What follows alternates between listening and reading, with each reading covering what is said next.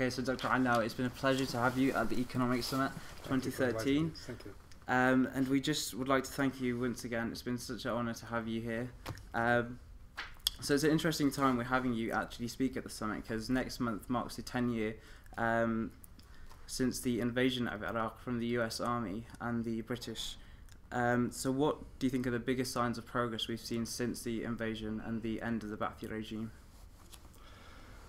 Well, I think amongst the various mixed signals that you see in the last decade, the one that I think is the most significant is the establishment of the rudiments of a democracy, if you want to call it that.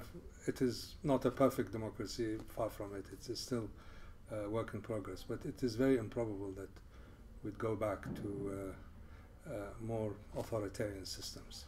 So even though there are a lot of flaws in the institutions that we have now, by and large, I think this is the most significant change that has taken place. Is that before, the political culture of the country was basically one-party state for nearly 30 years, and before that we had a series of revolving door military governments. So it's a major change, major shift. How we make use of that, how we turn that into a permanent state of affairs is another matter. But I think this is possibly the most important positive outcome. There's other outcomes of some importance, no doubt.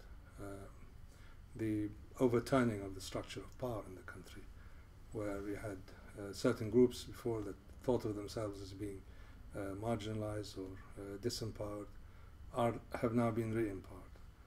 Whether this is they will use this re-empowerment to the greater advantage of the country, or they will abuse this change of affairs, is another matter. So I think these are the two most significant changes. The new institutional framework in which Iraq is conducting its affairs, as it were, and the switch or the change in the relative power structures inside the country, which in itself is fraught with problems if it's not properly managed, because it can lead to another form of dictatorship or oppression, dictatorship of the majority.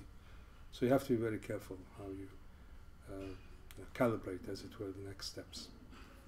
Okay, and some of the changes that we've been seeing since the invasion is the phenomenal GDP growth of Iraq. So last year, Iraq's GDP growth was 9th largest in the world, and it was at 8.2%. Do you think these are showing positive signs of growth, or do you think this is further just dependency on commodities? Well, I think it's entirely driven by oil. I mean, the fact that we had a massive expansion in oil output and exports and very robust oil prices. This is a driver of the economic growth. I can't say that there's been any significant growth in other sectors of the economy.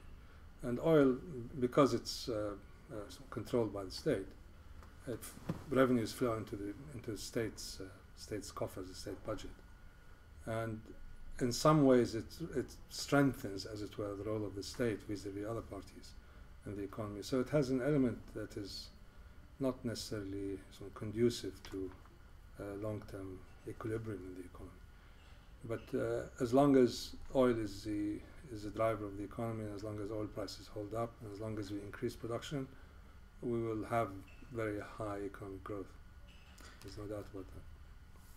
And what are your thoughts on the situation with the Kurdistan regional government? Because as such, there has been some conflicts between the central government of Iraq on their autonomy, on securing their own oil contracts independently of Baghdad.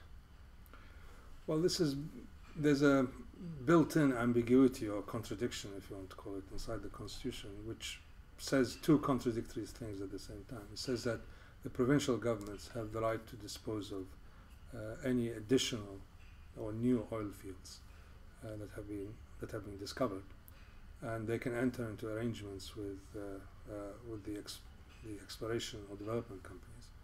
And then there's another side of the constitution which says that natural resources are the property of the people. So, in as much as the people are represented by the central government, it would mean that the central government is responsible for them.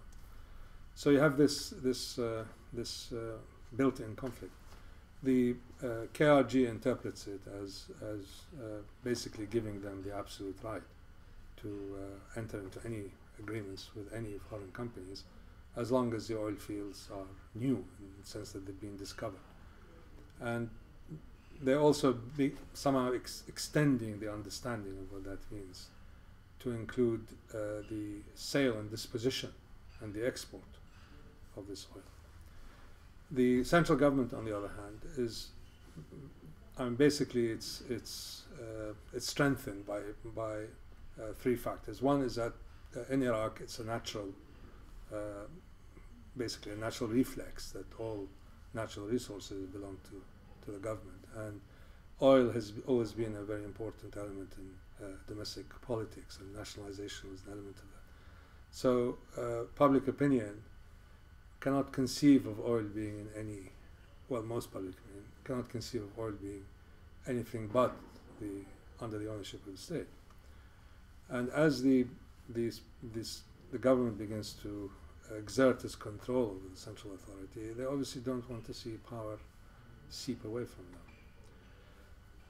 In the end, I think there has to be some compromise worked out, because you can't have this kind of Mexican standoff without the threat of serious violence.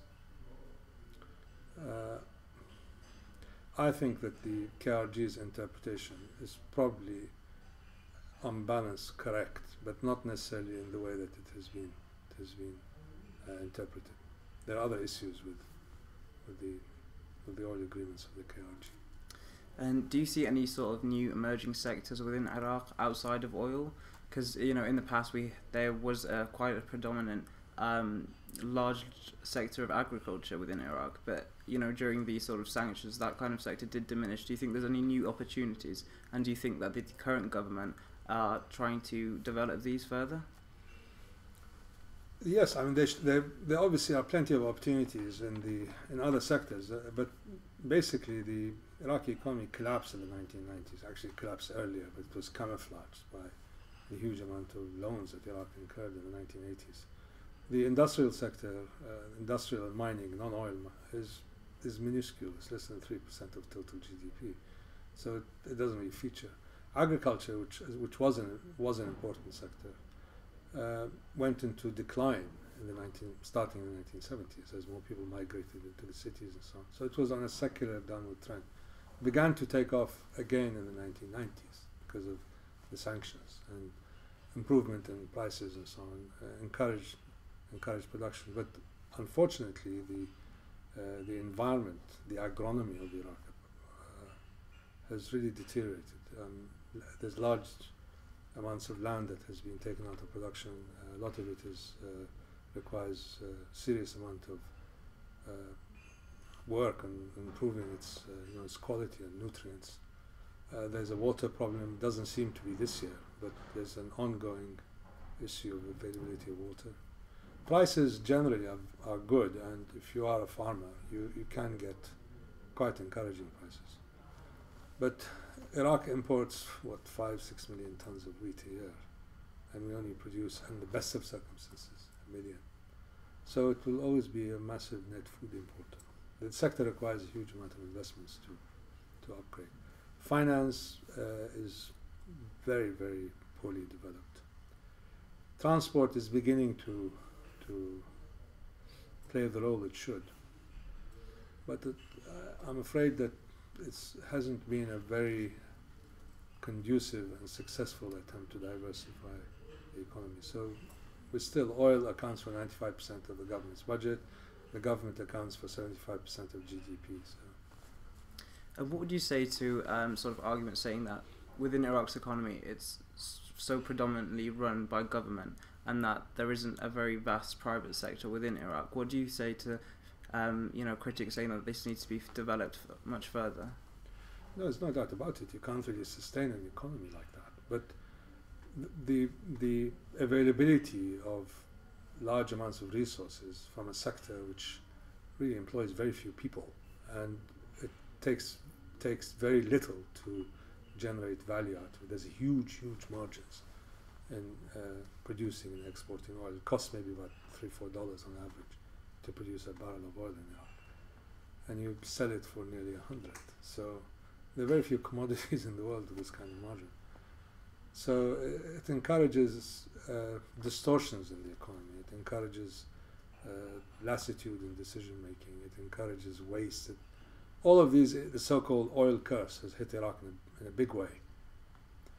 So governments, central governments, want to increase their power as a natural inclination. And if you have easy money, why risk it? So this is one of the big problems in trying to diversify the Iraqi economy, is that there is no great desire to do so, to diversify, because it's easy money.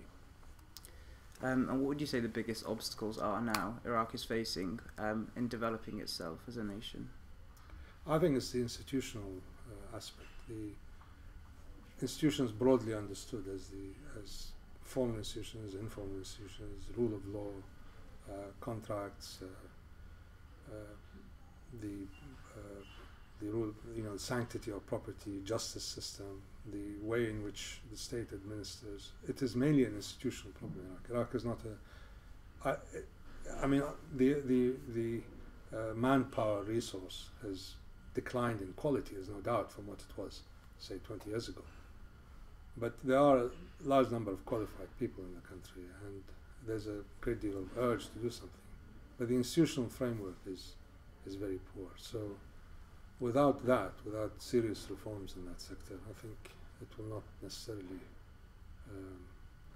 reach its potential.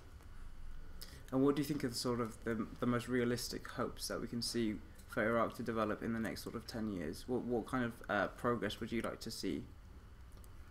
Well, I'd like to see a more an understanding on the part of the political class, if you want to call them that the challenges that the country faces cannot be just met by throwing money at them, and they can't be met by simply increasing oil output. That the issues in finding a decent livelihood for 30 million people is not resolved by employing everybody in the government, which seems to be the line of least resistance. So it requires, I think, institutional change, serious reforms at the level of administration, and much greater efficiency in managing at least the economic aspects of policy making. But you're doing that in a structure which is quite cumbersome politically, because of the way that power is divided between various groups and parties. And as you can read from the press, there's constant crises, one after the other. So we need a period of political stability and of also continuity, and a serious attempt to reform the institutions of the country, both civil, government, and even social institutions. They need to be re-examined seriously. It's been an absolute pleasure to have you, and thank you very much. Thank you very much. Thank you.